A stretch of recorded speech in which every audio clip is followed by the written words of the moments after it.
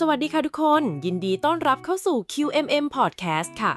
วันนี้อยู่กับมุกนะคะหญิงสาวผู้รักความลี้ลับเสพติดเรื่องลี้ลับแต่ก็แอบกลัวผีขึ้นสมองจนต้องเปิดไฟนอนค่ะสวัสดีครับและอยู่กับพี่ต้นครับชายผู้พยายามหาเหตุผลทางวิทยาศาสตร์ประวัติศาสตร์และตรรกะทุกอย่างมาอธิบายสารพัดเรื่องสยองขวัญที่มุกเอามาเล่าครับโถพี่ต้นก็บางเรื่องบนโลกใบนี้วิทยาศาสตร์มันก็ยังเข้าไปไม่ถึงปะคะและบอกเลยว่า EP นี้มุกเตรียมเรื่องที่แบบขนลุกสู้ยิ่งใครที่เป็นโรคกลัวทะเลลึกหรือทาลัสโซโฟเบียนะคะฟังแล้วจะต้องกอดหมอนแน่นๆแน่นอนโอ้โหเกริ่นมาขนาดนี้ทั้งลี้ลับทั้งเกี่ยวกับทะเลลึกวันนี้เราจะพาท่านผู้ฟังดำดิ่งไปที่ไหนครับเนี่ยวันนี้เราจะไม่อยู่บนบกค่ะพี่ต้นเราจะตีตั๋วข้ามเวลาย้อนกลับไปกว่า100 ปีแล้วออกเดินทางไปกลางมหาสมุทรแอตแลนติกค่ะกับเรื่องราวของเรือระดับตำนานที่คนทั้งโลกยกให้เป็นเรือผีสิงหรือ Ghost Ship ที่โด่งดังที่สุดในประวัติศาสตร์มนุษยชาติถ้าพูดถึงเรือผีสิงกลางแอตแลนติกในยุคศตวรรษที่ 19 คงหนีไม่พ้นคดีช็อกโลกของเรือ Mary Celeste ใช่ไหมครับ ปิ๊งปองถูกต้องเลยค่ะสมกับเป็นกูรูประจำรายการลองจินตนาการถึงเรือลำใหญ่ที่ลอยเคว้งคว้างอยู่กลางคลื่นลมท้องฟ้ามืดครึ้มเรืออยู่ในสภาพที่สมบูรณ์แบบ 100% ข้าวของอยู่ครบแต่ไม่มีสิ่งมีชีวิตที่เป็นมนุษย์หลงเหลืออยู่บนนั้นเลยแม้แต่คนเดียวค่ะเป็นหนึ่งในคดีที่คลาสสิกที่สุดเลยครับคดีนี้เกิดขึ้นในปี 1872 ผ่านมา100 ปีแล้วแต่จนถึงวินาทีนี้ทั่วโลกก็ยังคงถกเถียงกันอยู่เลยครับว่ามันเกิดอะไรขึ้นบนเรือลำนั้นกันแน่ใช่ค่ะเพราะฉะนั้นทุกคนคะหาที่นั่งสบายๆชงโกโก้ร้อนๆห่มผ้าให้อุ่นๆแล้วหลับตาจินตนาการทิ้งตัวลงสู่เกลียวคลื่นไปพร้อมๆกันเลยค่ะเรื่องราวของเราเริ่มต้นขึ้นในเดือนพฤศจิกายนปี 1872 ที่ท่าเรือนิวยอร์กสหรัฐอเมริกาครับก่อนที่เราจะไปพูดถึงวันเกิดเหตุพี่อยากเล่าประวัติของเรือ Mary Celeste ให้ฟังก่อนเพราะหลายคนเชื่อว่าเรือลำนี้มันมีอาถรรพ์มาตั้งแต่ตอนสร้างแล้วครับเอ๊ะมีอาถรรพ์ตั้งแต่ตอนสร้างเลยเหรอคะทำไมมุกไม่เคยรู้เรื่องนี้มาก่อนจริงๆแล้วเรือลำนี้ไม่ได้ชื่อ Mary Celeste มาตั้งแต่แรกนะครับตอนที่ถูกสร้างขึ้นในแคนาดาปี 1611 มันถูกตั้งชื่อว่า Amazon ครับและตั้งแต่วันแรกที่ปล่อยเรือลงน้ำกัปตันคนแรกของเรือก็ล้มป่วยและเสียชีวิตอย่างกระทันหันเลยครับโหเปิดประเดิมก็เอาชีวิตกัปตันไปเลยเหรอคะลางไม่ดีสุดใช่ครับหลังจากนั้นเรืออเมซอนก็เจอแต่เรื่องซวยตลอดทั้งไปชนกับเรือลำอื่นจนจมโดนพายุพัดจนเกยตื้นบนเกาะจนสุดท้ายบริษัทประกันต้องยึดเรือไปขายทอดตลาด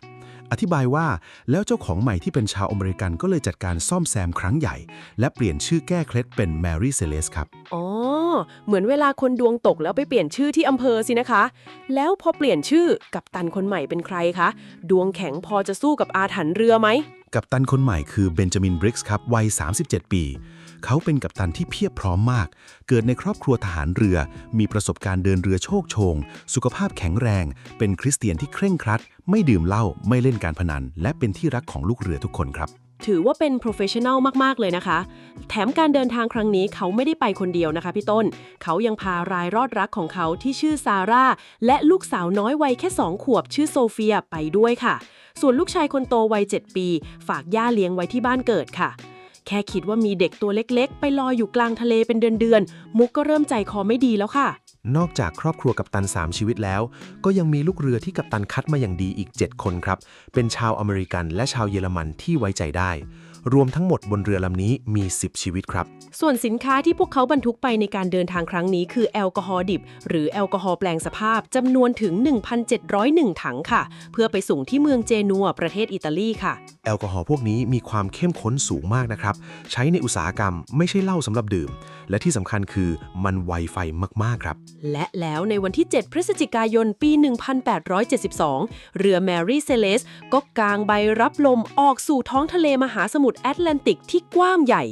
โดยที่กัปตันซาร่าหนูน้อยโซเฟียและลูกเรือทั้ง7 คนไม่รู้เลยว่านั่นจะเป็นครั้งสุดท้ายที่พวกเขาได้สูดอากาศของแผ่นดินบ้านเกิดค่ะเวลาผ่านไปเกือบ1 เดือนวันที่ 4 ธันวาคม ปี 1872 ท่ามกลางมหาสมุทรที่เวิ้งว้างระหว่างหมู่เกาะอาซอสและชายฝั่งประเทศโปรตุเกสครับ มีเรือสินค้าข้ามทวีปอีกลำหนึ่งชื่อว่าเดกราเซียค่ะกำลังแล่นฝ่าคลื่นลมมาในเส้นทางเดียวกันนะคะกัปตันของเรือลำนี้ชื่อว่าเดวิดมอร์เฮาส์ค่ะซึ่งความพีคก็คือเขาบังเอิญเป็นเพื่อนสนิทกับกัปตันบริกส์ด้วยนะคะทั้งคู่เพิ่งกินข้าวมื้อค่ำด้วยกันก่อนที่เรือจะออกจากนิวยอร์กเลยค่ะ ใช่ครับวันนั้นกัปตันมอร์เฮาส์กำลังยืนสังเกตการณ์อยู่ที่ดาดฟ้าเรือแล้วเขาก็สังเกตเห็นเรือใบ2 เสาลำหนึ่งลอยลำอยู่ลิบๆห่างออกไปประมาณ5 ไมล์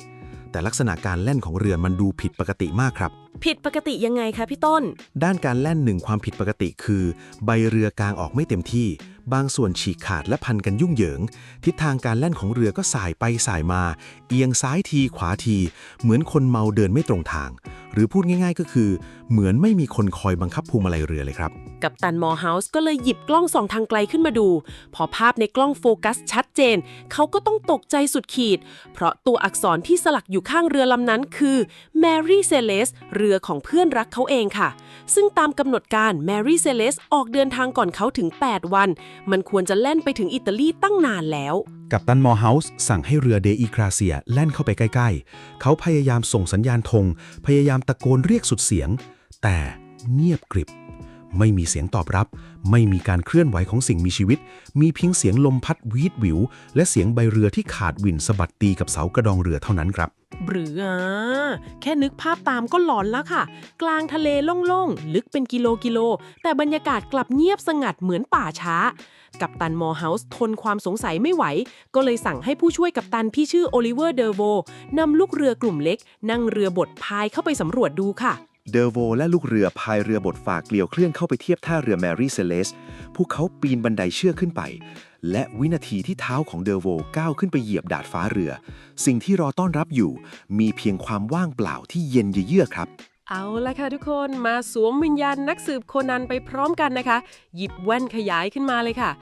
ตอนที่เดอโวลงไปสำรวจในเรือสภาพที่เขาเจอคืออะไรบ้างคะพี่ต้นทำไมมันถึงกลายเป็นตำนานมาถึงทุกวันนี้สิ่งที่ทำให้คดีนี้แปลกประหลาดที่สุดไม่ใช่เพราะเรือโดนพายุพังทลายครับ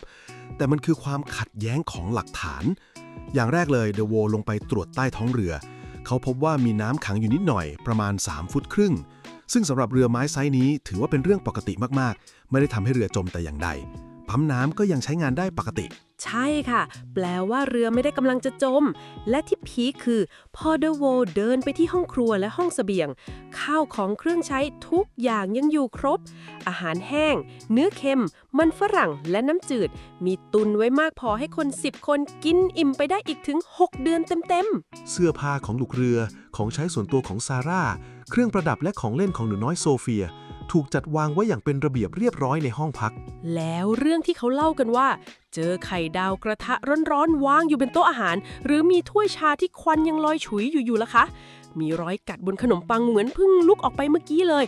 อันนี้พี่ต้องขอเบรกเลยครับมุกมันเป็นตำนานเมืองหรือ Urban Legend ที่ถูกแต่งเติมขึ้นมาโดยนักเขียนนวนิยายในยุคหลังๆอย่างอาร์เธอร์โคนันดอยล์ผู้แต่งเชอร์ล็อกโฮมส์ที่เอาคดีนี้ไปเขียนเป็นเรื่องสั้นครับในบันทึกของเดอะโวตอนขึ้นศาลเขาให้การชัดเจนว่าไม่มีอาหารเตรียมไว้บนโต๊ะและข้าวของในครัวก็ถูกเก็บเรียบร้อยดีครับอ๋อโล่งอกไปทีนึกว่าจู่ๆก็ระเหยหายตัวไปในอากาศเหมือนธานอสดิดนิ้วอ้าวแล้วเรื่องการปล้นล่ะคะโจรสลัดหรือเปล่าตัดทิ้งได้เลยครับมุกทรัพย์สินมีค่าอย่างเงินทองของกัปตันยังอยู่ในลิ้นชักสินค้าแอลกอฮอล์ดิบ 1,701 ถังซึ่งมีมูลค่ามหาศาลในยุคนั้นก็ยังอยู่เกือบครบมีร่องรอยการรั่วซึมและว่างเปล่าไปแค่9 ถังไม่มีรอยเลือดไม่มีรอยต่อสู้ไม่มีอาวุธตกอยู่ด้วยโจรสลัดไม่มีทางทิ้งของมีค่าพวกนี้ไว้แน่นอนโอ้ยยิ่งฟังยิ่งงงค่ะพี่ต้นเรือก็ไม่จมอาหารก็มีกินโจรสลัดก็ไม่ได้ปล้นแล้วพวกเขาทิ้งเรือไปทำไมล่ะคะมันต้องมีอะไรผิดปกติหรือมีอะไรหายไปบ้างสิคะมีครับมุกเดอะโวสำรวจละเอียดจนพบสิ่งที่หายไปซึ่งเป็นกุญแจสำคัญของคดีนี้ครับนั่นคือเอกสารสำคัญประจำเรือและตั๋วสินค้าหายไปอุปกรณ์นำทางทรงคุณค่าของกัปตันหายไปสมุดบันทึกปูมเรือหรือล็อกบุ๊กถูกจดครั้งสุดท้ายเมื่อวันที่ 24 พฤศจิกายนหรือ10 วันก่อนที่จะถูกพบและที่สำคัญที่สุด Dramatic เรือชูชีพลำเล็กหรือยอลที่เคยผูกอยู่บนดาดฟ้าเรือหายไปครับแถมเชือกที่ผูกเรือชูชีพหรือเมนแฮลยาร์ดก็ขาดวินห้อยต่องแต่งอยู่ที่ท้ายเรือด้วย เฮ้ย เดี๋ยวแปลว่าพวกเขาไม่ได้หายตัวไปเฉยๆ แต่ตั้งใจอพยพลงเรือชูชีพไปเองเหรอคะ แต่เดี๋ยวนะคะ ทิ้งเรือลำเบอร์เริ่มที่ปลอดภัย อาหารเต็มลำ เพื่อไปลงเรือชูชีพเล็กๆ ลอยคออยู่กลางมหาสมุทรเนี่ยนะ มันย้อนแย้งมากๆเลยค่ะ อารมณ์เหมือนทิ้งคฤหาสน์ไปนอนเต็นท์ตอนพายุเข้าเลยค่ะ มาถึงช่วงที่สนุกและกาวที่สุดของรายการเราแล้วนะคะ นั่นก็คือช่วงทฤษฎีสมคบคิด ไหนพี่ต้นลองว่ามาสิคะว่ายุคนั้นตอนที่ข่าวนี้ดังระเบิดระเบ้อคนเขาลือกันว่ายังไงบ้างคะ โอ้โห ข่าวนี้ขึ้นหน้าหนึ่งหนังสือพิมพ์ทั่วยุโรปและอเมริกาเลยครับ ทฤษฎีมีตั้งแต่มีสาระจนถึงหลุดโลกขั้นสุด อธิบายว่าทฤษฎีแรกๆที่อัยการของศาลทหารเรืออังกฤษ ตอนที่ลากเรือไปขึ้นฝั่งที่ยิบรอต้าเนี่ยสงสัยอย่างหนักคือการก่อกบฏครับ กบฏยังไงคะ ลูกเรือไม่พอใจกัปตันเหรอคะ อัยการตั้งข้อสังเกตว่าลูกเรืออาจจะแอบเจาะถังแอลกอฮอล์เอามากินจนเมาไม้ขาดสติ แล้วเกิดหน้ามืดฆ่ากัปตันภรรยาและลูกน้อยทิ้งทะเล จากนั้นลูกเรือก็ส่างเมา กลัวความผิดก็เลยพากันหนีลงเรือชูชีพไปสร้างชีวิตใหม่ไปครับ มุกว่าไม่ make sense นะคะ พี่ต้นบอกเองว่าแอลกอฮอล์ที่บรรทุกมา มันเป็นแอลกอฮอล์แปลงสภาพสำหรับอุตสาหกรรม กินเข้าไปมีหวำตาบอดหรือตายคาที่แน่ ลูกเรือเป็นนักเดินเรืออาชีพต้องรู้สิคะ แถมถ้ากบฏจริงทำไมไม่เอาเงินทองหรือของมีค่าไปด้วยล่ะคะ โอ้โห วิเคราะห์ได้เฉียบขาดมากครับน้องมุก ใช่ครับ ท้ายที่สุดศาลก็หาหลักฐานรอยเลือดหรือรอยต่อสู้ไม่เจอ ทฤษฎีนี้ก็เลยถูกปัดตกไปครับ งั้นมุกขอเสนอทฤษฎีนี้ค่ะ เบอร์มิวดาไทแองเกิลสามเหลี่ยมเบอร์มิวดาดูดพวกเขาไปอีกมิติหนึ่ง ใจเย็นครับมุก จุดที่เจอเรือมันอยู่ใกล้โปรตุเกสและสเปนเลยครับ คนละซีกโลกกับสามเหลี่ยมเบอร์มิวดาที่อยู่แถบแคริบเบียนเลย หน้าแตกเลย งั้นเอาใหม่ สัตว์ประหลาดแห่งท้องทะเลลึก หรือคราเคน จินตนาการนะคะหมึกยักษ์ตัวเท่าตึกโผล่หนวดลื่นๆขึ้นมาจากน้ำรัดตัวกัปตันและลูกเรือทุกคนทีละคน แล้วลากลงไปกินใต้ทะเลลึกได้ กรี๊ด ทฤษฎีนี้ดังมากในยุคนั้นจริงๆครับ เพราะยุคนั้นคนยังไม่เข้าใจวิทยาศาสตร์ทางทะเลดีนัก แต่ในทางกลศาสตร์ ถ้ามีหมึกยักษ์หรือสัตว์ประหลาดมาโจมตีเรือจริง เรือต้องมีรอยแตกร้าว เสากระโดมขันต้องหัก หรืออย่างน้อยก็ต้องมีคราบเมือก หรือรอยดูดของหนวดทิ้งไว้บ้าง แต่นี่เรือเนียบกริบเลยครับ ทฤษฎีนี้ก็เลยตกไปอีกเช่นกัน ว้า สัตว์ประหลาดก็ไม่ได้ UFO ลักพาตัวก็คงโดนปัดตกอีก แล้วมันมีทฤษฎีไหนไหมคะ ที่นักประวัติศาสตร์ในปัจจุบันมองว่าน่าจะเป็นความจริงมากที่สุดคะ ทฤษฎีที่นักประวัติศาสตร์ นักวิทยาศาสตร์ และผู้เชี่ยวชาญด้านการเดินเรือในยุคปัจจุบันเห็นพ้องต้องกันมากที่สุด คือการผสมผสานระหว่างปฏิกิริยาเคมี กับความตื่นตระหนกทางจิตวิทยาครับ ปฏิกิริยาเคมีกับความตื่นตระหนก ขยายความด่วนๆเลยค่ะพี่ต้น มุกจำได้ไหมว่ามีถังแอลกอฮอล์9ถังที่ว่างเปล่าอยู่ใต้ท้องเรือ ถัง9ใบนั้นไม่ได้ทำจากไม้โอ๊กแดงที่เก็บความชื้นได้ดีเหมือนถังอื่นๆ แต่มันทำจากไม้โอ๊กขาวที่มีรูพรุนครับ เมื่อเรือแล่นผ่านสภาพอากาศที่ร้อนอบอ้าวใกล้เส้นศูนย์สูตร แอลกอฮอล์ใน9ถังนั้นเกิดการระเหย และสร้างก๊าซไวไฟอัดแน่นอยู่ใต้ท้องเรือ อ๋อ พออากาศมันร้อนก๊าซมันก็ขยายตัว ดันจนถังไม้มันปริแตกใช่ไหมคะ ถูกต้องครับมุก เดอโวที่ขึ้นไปสำรวจเรือ พบว่าฝาปิดห้องระวางสินค้า หรือ hatch cover มันถูกเปิดออกทิ้งไว้ครับ ลองนึกภาพตามเหตุการณ์ในวันนั้นนะมุก วันที่ 25 พฤศจิกายน อากาศร้อนจัด กัปตันบริกส์อาจจะได้กลิ่นแอลกอฮอล์ฉุนกึกคลุ้งไปหมด และอาจจะได้ยินเสียงลั่น ปัง ปัง จากการขยายตัวของถังไม้ใต้ท้องเรือ จนฝาปิดระวางสินค้ากระเด็นออก ไอระเหยของแอลกอฮอล์พวยพุ่งขึ้นมาบนดาดฟ้า เฮ้ย ถ้าเป็นมุกก็ช็อกนะคะ ของในเรือคือแอลกอฮอล์1,700 กว่าถัง ถ้ามันระเบิดขึ้นมานี่คือเละเป็นจุนกลางทะเลเลยนะ ใช่ครับ กัปตันบริกส์แม้จะเป็นคนมีประสบการณ์ แต่เขามีครอบครัวอยู่บนเรือด้วยครับ สัญชาตญาณเป็นพ่อทำให้เขาเกิดความตระหนกขั้นสุด แพนิค เขากลัวว่าเรือกำลังจะระเบิดเป็นจุนภายในไม่กี่นาทีข้างหน้า เข้าใจเลยค่ะ วินาทีนั้นคือต้องเอาลูกเมียและลูกเรือหนีตายให้ไกลที่สุดก่อน กัปตันตะโกนสั่งลูกเรือทุกคนให้สละเรือทันที เขารีบคว้าสมุดปูมเรือและเครื่องมือจับทิศทางวิ่งไปที่เรือชูชีพ แต่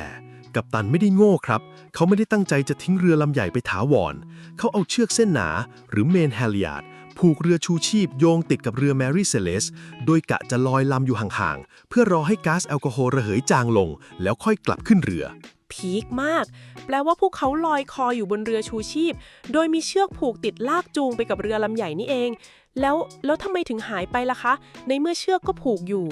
นี่แหละครับคือความโหดร้ายและเล่นตลกร้ายของธรรมชาติในตอนที่พวกเขากำลังลอยลำอยู่ด้านหลังอาจจะเกิดพายุฉับพลันหรือมีลมกระโชกแรงจัดหรือสควอลพัดมาปะทะกับใบเรือของแมรี่เซเลสอย่างรุนแรง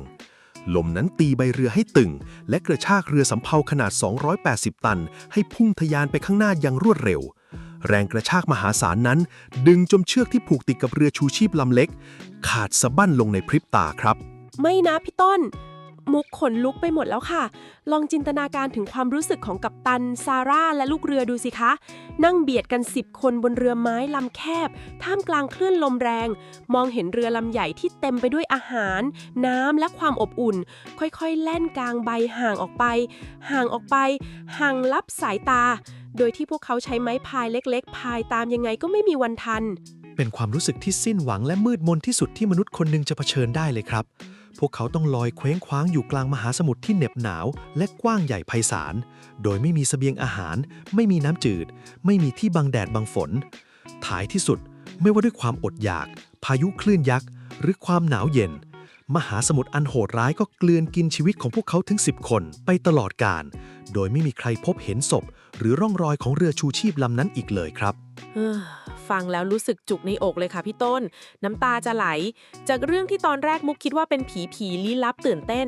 พอมามองในมุมของการวิเคราะห์แบบนี้มันกลายเป็นโศกนาฏกรรมของมนุษย์ที่น่าเศร้าและหดหู่มากๆเลยค่ะใช่ครับมุกคดีของแมรี่เซเลสจึงไม่ได้เป็นเรื่องสยองขวัญรอบกองไฟเท่านั้นแต่ในเชิงจิตวิทยาและประวัติศาสตร์มันให้บทเรียนที่ลึกซึ้งกับเรามากด้วยครับมุกว่าข้อคิดแรกเลยที่ได้เต็มๆเลยคือความตื่นตระหนกหรือแพนิคเนี่ยค่ะมันสามารถฆ่าชีวิตเราได้จริงๆนะคะ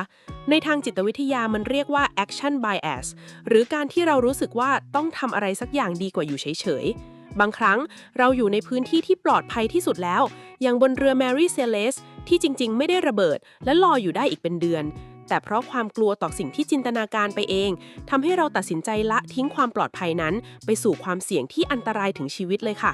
คมคายและยอดเยี่ยมมากครับมุกพี่เห็นด้วย 100% เลยครับอีกแง่มุมหนึ่งที่พี่อยากฝากไว้คือเรื่องของความเล็กจ้อยของมนุษย์เมื่อเทียบกับธรรมชาติครับมนุษย์เราอาจจะทะนงตัวว่าเราเก่งกาจสร้างเรือลำใหญ่โตมีเทคโนโลยีมีประสบการณ์เดินเรือมาทั้งชีวิตแต่เมื่อเราไปยืนอยู่ท่ามกลางมหาสมุทรที่กว้างใหญ่ต่อหน้าความแปรปรวนของธรรมชาติมนุษย์เราก็เป็นเพียงเศษฝุ่นเล็กๆที่เปราะบางมากๆเลยเท่านั้นเองครับเพราะฉะนั้นไม่ว่าจะยุค1872หรือยุคปัจจุบันการมีสติจึงเป็นอาวุธที่สำคัญที่สุดในการเอาชีวิตรอดในทุกๆสถานการณ์เลยนะคะไม่ว่าจะเจอเรื่องตกใจแค่ไหนเจอวิกฤตอะไรในชีวิตการสูดหายใจลึกๆหยุดคิดทบทวนสถานการณ์ด้วยเหตุผลและไม่ด่วนตัดสินใจตอนที่อารมณ์กำลังพุ่งพล่านอาจจะเป็นสิ่งที่ช่วยชีวิตเราและคนที่เรารักเอาไว้ได้ค่ะเป็นการสรุปจบที่สมบูรณ์แบบมากครับน้องมุกและทั้งหมดนี้ก็คือเรื่องราวของแมรี่เซเลสปริศนาเรือผีสิงระดับโลกที่จริงๆแล้วอาจจะไม่ได้มีวิญญาณร้ายสิงสู่แต่เต็มไปด้วยความลับหยาดน้ำตาและบทเรียนที่จมดิ่งอยู่ณก้นบึ้งของมหาสมุทรแอตแลนติกครับเป็นยังไงกันบ้างคะคุณผู้ฟังที่รักของทุกเราฟังกันมาแบบเต็มอิ่มจุใจเลยฟังจบแล้วรู้สึกยังไงบ้างคะขนลุกเศร้าหรือได้ข้อคิดอะไรคอมเมนต์บอกพวกเราไว้ที่ด้านล่างได้เลยนะคะหรือมีใครยังเชื่อทฤษฎีอื่นคิดว่ากัปตันรอดชีวิตไปขึ้นฝั่งที่เกาะลับหรือคิดว่ามนุษย์ต่างดาวดูดไปจริงๆก็มาแชร์ทฤษฎีสนุกๆกันได้นะมุกรออ่านของทุกคนอยู่ตลอดเลยค่ะสำหรับวันนี้เวลาของ QMTM Podcast ก็หมดลงแล้วครับพี่ต้นและมุกขอขอบคุณคุณผู้ฟังทุกท่านมากๆที่ติดตามรับฟังสนับสนุนและร่วมดำดิ่งจินตนาการไปพร้อมกับพวกเราในการเดินทางในวันนี้นะครับอย่าลืมกด Subscribe กดกระดิ่งแจ้งเตือนไว้นะคะ EP หน้ามุกกับพี่ต้นจะพาทุกคนไปไขปริศนาสุดดาร์กที่มุมไหนของโลกอีกห้ามพลาดเด็ดขาดเลยนะคะสำหรับวันนี้พวกเรา2คนขอลาไปทำใจกับความน่ากลัวของทะเลก่อนสวัสดีค่ะนอนหลับฝันดีอย่าลืมห่มผ้านะครับสวัสดีครับ